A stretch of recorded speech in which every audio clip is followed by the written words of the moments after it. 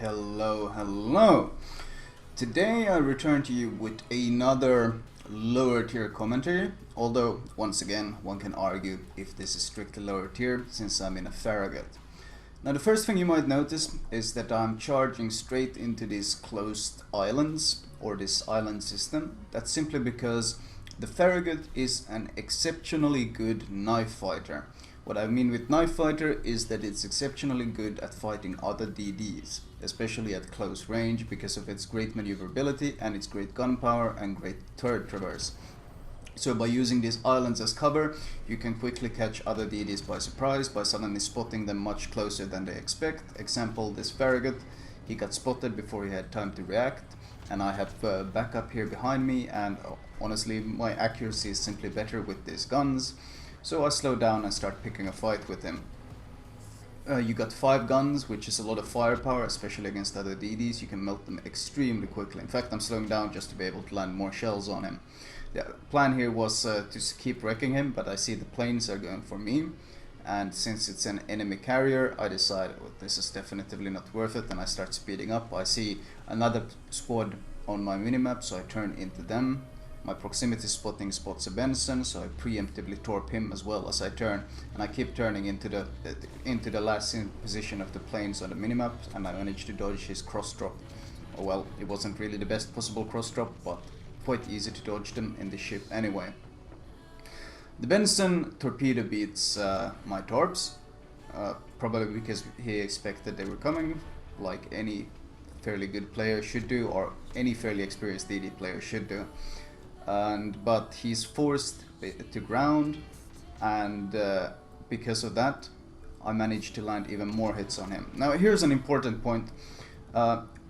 Here when he starts smoking up, once he starts getting hits, I still know where I was last seen, and when you're this close to an enemy you can actually lose. You see these smoke puffs, these explosions as I land hits on a target. That kind of lets me track exactly where he is in the smoke, so I can keep shooting the same position. And this guy, even though he was smoked up, I still managed to shoot him in the smoke and kill him. That's just a reminder that smoke isn't some sort of impenetrable object, it's only a visual impairment. So you can still land consecutive shells on someone inside the smoke if you have a good idea of where he was last seen. At longer ranges it's of course much more difficult because the shell travel time plays into it, and of course it's hard to keep track of where the shells are hitting because he's probably moving inside the smoke and so forth. But at close ranges like this, it's fairly easy to keep landing shells like I just did and secure the kill. So that Benson died even though he was smoked up. And that of course also brings me to the point of the great gun power on the ship. The range on the ship is actually 12.6 kilometers with the upgrade, which is honestly really good for a tier 6 DD. I do not run EFT on the ship, and I see no need.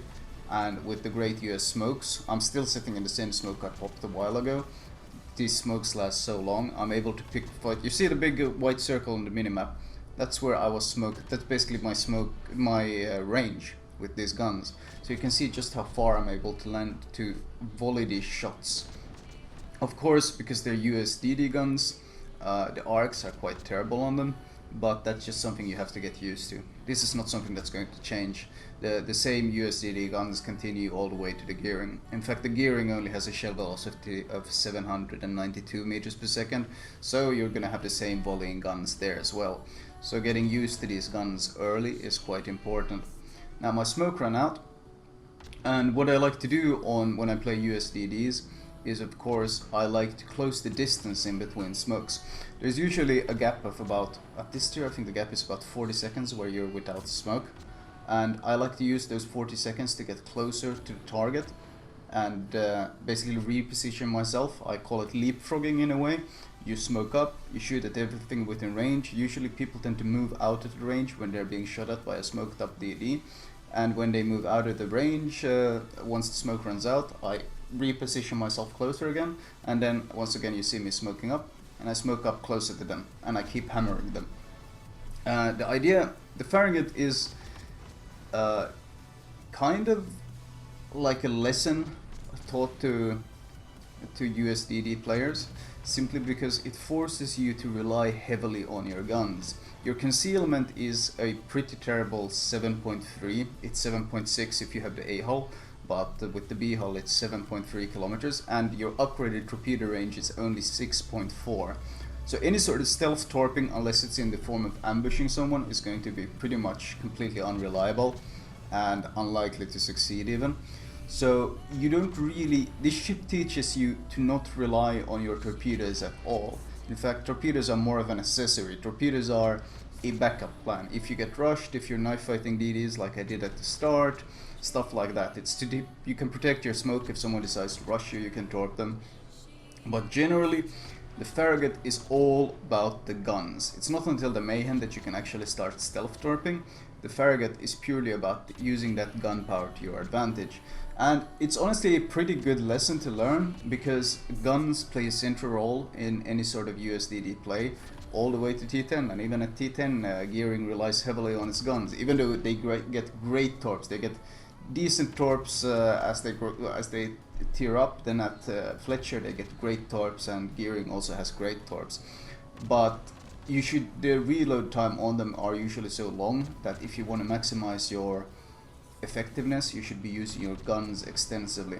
And the gearing is kind of like a stepping stone. The Farragut is kind of like a stepping stone to this. It teaches you to use your guns all the time, which is what I'm doing here. In fact, I selected this game because this is typically a pretty terrible USDD game. First of all, USDDs shine in domination, where they get to knife fight other DDs or contest over domination points, and they get to beat away the Japanese DDs and so forth, or they get to outspot the Russian DDs. So domination is a game mode that favors them heavily.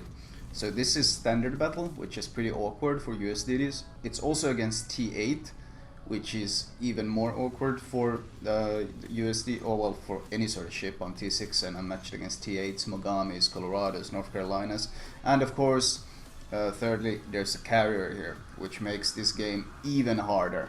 So overall, this is pretty much a nightmare scenario for the Farragut, which is why I thought it would make a good commentary, because even though this is a so-called nightmare scenario, you can still be effective. Even though you're upmatched and matchmaking doesn't like you and so forth, you can still be effective as long as you remember to constantly use your guns. Now, the actual damage I'm landing per shell, it might seem really pitiful. I mean, you see shells that do 0 damage, you see shells that do 297 damage. It looks like really pitiful damage, but then you start to realize that I'm pretty much constantly firing. I'm firing and firing and firing and firing. The smoke downtime is so small, and I'm constantly able to leapfrog and keep within range of my targets, that the guns never really stop shooting. In fact, already now I'm at almost 200 hits into the game. I'm almost got 70,000 damage racked up, and we're not even at the halfway marker yet, and how much time we have left. And that's kind of the experience the Farragut is meant to teach, or the lesson it's meant to teach is that you want to be using your guns all the time. Your torpedoes are simply not reliable. And of course, mostly because of the terrible concealment. Your concealment does improve markedly once you reach the Benson. You suddenly jump from terrible Mayhem concealment to amazing Benson concealment, which is a good leap. But the Farragut and the Mayhem are more of teaching you this lesson about how much you want to rely on your smokes and your guns. USDD smokes, of course, last longer than both Russian and Japanese DD smokes, and the goal here is to force you to learn to use them to their full extent.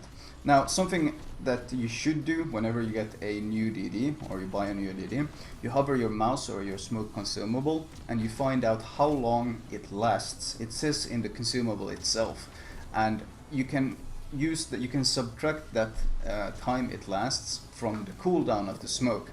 That way you can use the timer. You see now that my smoke deployed, it went on cooldown, and you can subtract that time it lasts from the cooldown, and you can use the timer below to give you an idea of when your smoke is going to run out. Like if your smoke lasts 2 minutes and your smoke cooldown is 2 minutes 40 seconds, then you know that when there's 40 seconds left on your smoke cooldown, you know that your smoke is going to run out. This way you got a fairly good, you're able to plan ahead really well. If you got a minute left, there's no need to leave your smoke yet, but if you realize it's 15 seconds until your smoke is starting to fade, it might be a good idea to already start moving, so you're full speed and definitively out of combat, or well, not within detection range of anyone as you pop out of your disappearing smoke. So it teaches you to plan ahead and play tactically with these smokes. You might have noticed that I've been moving closer and closer and closer to their base this entire time. I started with the smoke early on when I knife fighted the Benson and the Farragut. Then I moved to another smoke closer, and now I moved to the third smoke I've set up, and I'm pretty much right next to their base, and I'm still harassing these same battleships. And you shouldn't underestimate the type of harassment and how first of all, it's extremely frustrating for battleships to constantly be fired at and not be able to return fire. It's one of the most frustrating things there is for a battleship. Secondly, there's of course the fires and forcing the repair. Forcing anyone to use damage con is frustrating. Any sort of module damage, turret damage, all these kinds of things become significantly more crippling when this happens. Now you might notice that one of my smoke puffs ran out. I move into these smoke puffs that I still have left. This one will run out, I think it is exactly at 40 seconds. I can't remember, I checked the timers before I started this. But yeah, 42 seconds, that's when it runs out.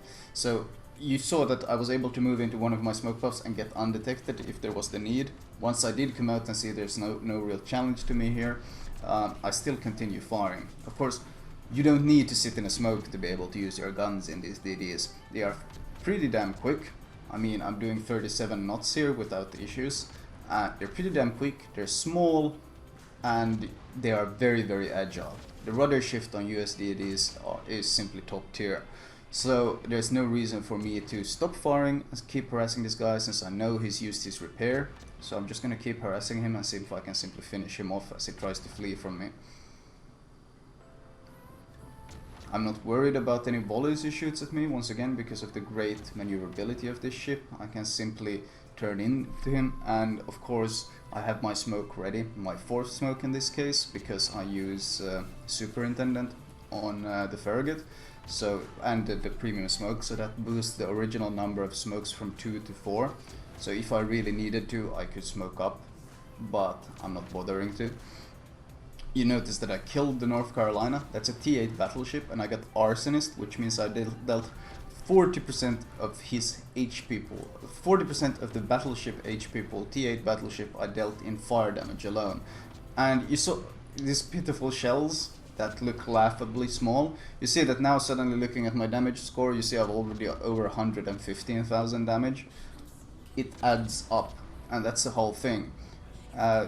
This pure non-stop shellfire, it keeps adding up and adding up and adding up, and it's not like I have especially good RNG. In fact, I have had pretty terrible RNG this game. I have 300 hits and 10 fires, or actually I have way more than 300 hits. I'm up at 350 hits now, and I have only 11 fires. So it's not like the RNG has been especially in my favor. In fact, I've had pretty terrible RNG, but if anything, that just highlights my point of this commentary, is that you don't need to have favorable RNG in this ship to still be able to perform. Well, I would have loved to get that kill, but the Amagi took him, but whatever. I'm not honestly too worried about the kill steal. It would have just been nice to make the point. The game ended, 363 hits and only 11 fires, so not the best RNG, but it still shows that if you just let your guns do the work throughout the game, even though you're horribly outmatched in tiers like I am here, you can still have a huge impact on the game. You see T8s, Lexingtons, T8 carrier, T8 battleship, T8 DDs, T8 cruisers. I beat them all simply because what I was doing was shooting the entire time.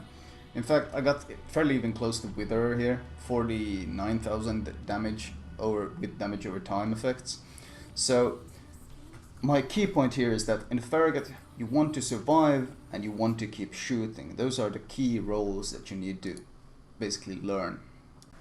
Alright, as usual, I will start with the modules. Now on the Farragut, I actually recommend getting the B hull upgrade first. It adds a surprising amount of important parameters. Most importantly, it gives you additional concealment. It actually gives you 300 meters of better concealment, which is quite a big deal. And it also gives you better rudder shift and better maximum speed. It's actually a speed boost as well. So both for the speed and the concealment alone, the hull upgrade is just so amazing and something I just highly recommend. Once you have the hull upgrade, then you can get the range upgrade, get that 12.6 kilometer range, which is plenty, and then you can finally upgrade the torpedoes, which is the last upgrade. And sea hull, well, if you get the sea hull, you have to give up a turret, but you get the defensive AA. I don't consider it worth it at all, so I just skip it. At T6, it's very unlikely you're going to be cross-torqued by a carrier, and if you do get, you should be able to avoid it, just like I showed in the commentary. They will struggle to get a proper cross-torque off, so you should be able to avoid it. Premium repair, premium smoke generator, normal speed boost, main armaments mod 1, aiming system mod, damage control, and here's something a bit different. I actually used a propulsion mod, simply because USDDs have such a good rudder shift, 2.7 without the mod, so I much more prefer the maneuverability inside the smoke over the rudder. And basic firing training, last stand, superintendent, you saw how much I used the smokes in that commentary. Survivability expert, because I want that extra HP for those knife fights against enemy deities. That's a perk that gets much better the higher tier you get. And of course I'm saving for concealment expert. Anyway, that was my Farragut commentary. I hope you guys enjoyed it.